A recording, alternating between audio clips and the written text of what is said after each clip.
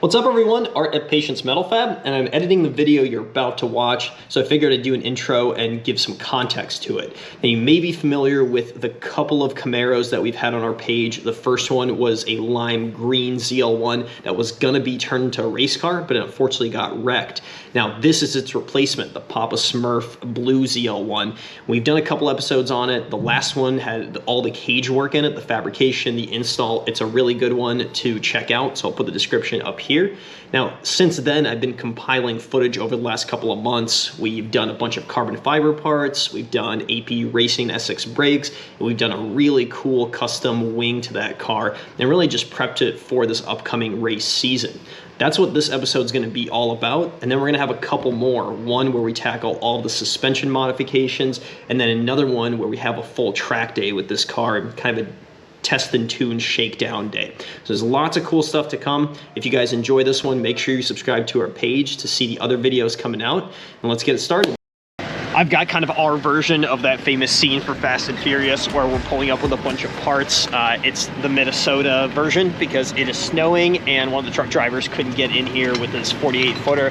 So I came out, we've got 3 big boxes full of carbon fiber for Nick's Camaro.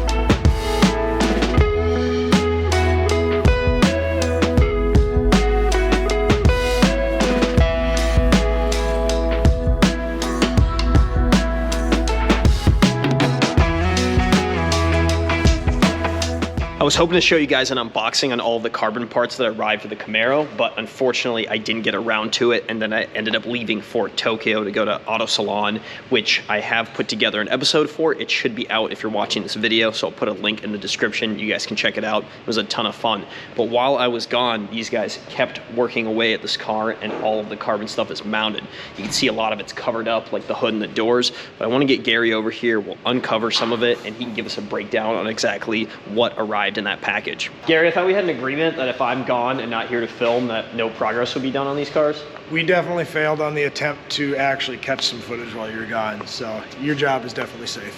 Which, okay, that's good to hear. I have that on camera, but I do want to play a little catch up on this car because so much has happened. There's the obvious stuff like the lip here and the grill, but a lot of the stuff's covered up. I haven't even seen any of the carbon components because they were boxed up last time that I was here.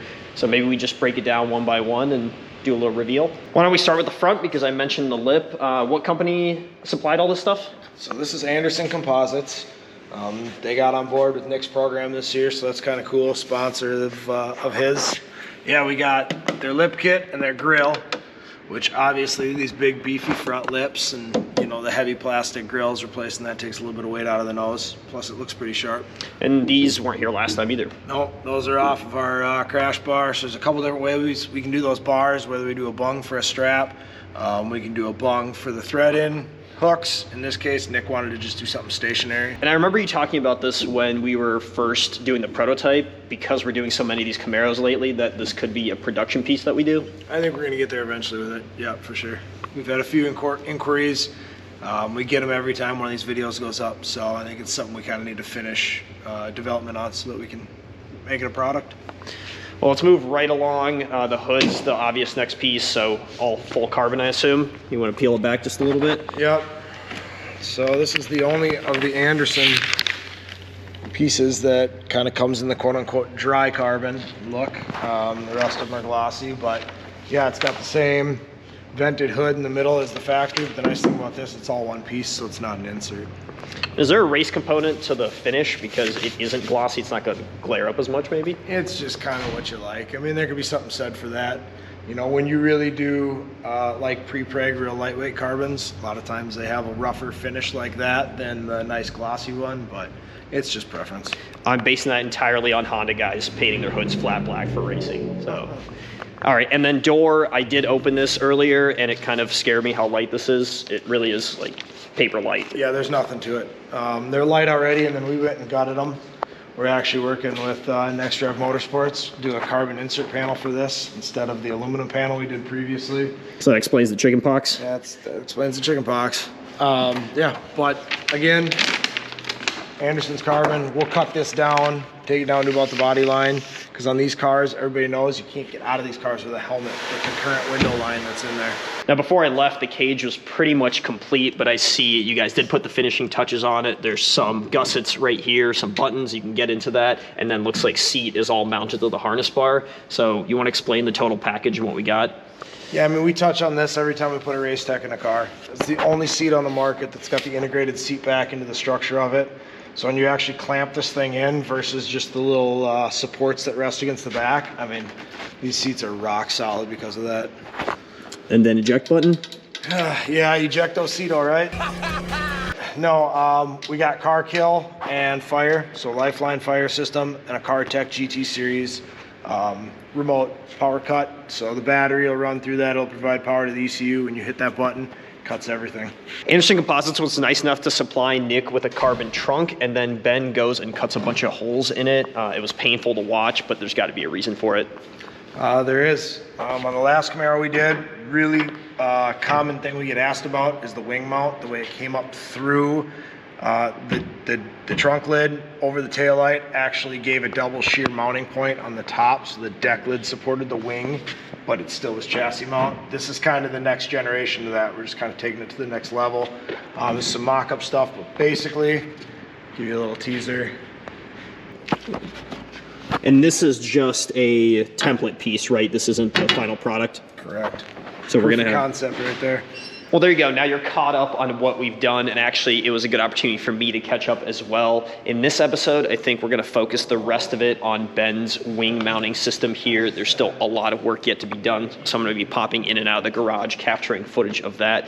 Then eventually we're going to be doing some suspension upgrades. I think that's worth holding off till the next episode for. Then we'll be getting wheels on it, getting it on the ground, and the most exciting part, getting all this wrap off, cleaning the car up, and showing you the final product. And really, it's the final product for now. Eventually, after the race season, it's going to come back, and we're going to do even more things to it.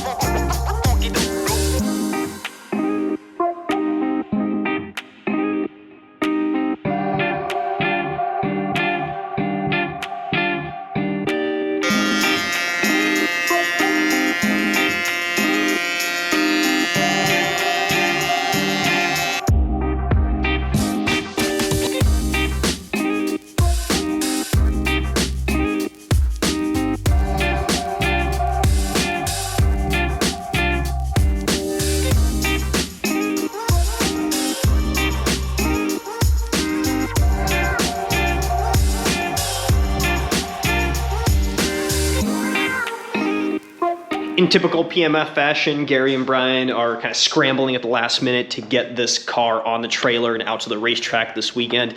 Well, really, it was through no fault of their own. The machine shop took about a week and a half longer than they were supposed to, so the uprights for the custom wing that we made did not arrive in time. What Gary had to do was use the designs that we originally sent over there to cut out all the miscellaneous pieces on our plasma table, then have DJ weld everything together, and they've been kind of getting the fitment right over the second part of today. They probably have another hour or so before that wing is fully mounted and they can get that car loaded up. Now, I'm not going to the racetrack this weekend, so there's not going to be any footage of that, but it is just a test and tune, shakedown type weekend. So when they come back, we should have the proper CNC'd parts for that wing here. We're going to install those, do any final changes, and then Nick is going to be set up for a full season with that car. Now, last year, if you guys paid attention to our series on the Camaro, he had the car in its mostly stock form out at the track, and now it's a whole different beast. So this year is going to be awesome for him, and it's going to be awesome for us to be able to go down to the racetrack, film him, maybe even get some ride-alongs in that car. I'm super excited, hoping this weekend goes well. We'll sit down with Gary as soon as he's back, and we'll talk all about it.